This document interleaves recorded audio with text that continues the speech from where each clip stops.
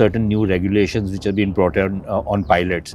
You need those regulations for truck drivers. Yeah. Because some of them are made True. to drive for long hours. They fall asleep, and it's inhuman the way the kind of conditions in which some of these truck drivers work. If you look at the Indian trucks, I don't think in the last 70 years we've changed the design of Indian trucks. Why should they be driving at 50 and 70?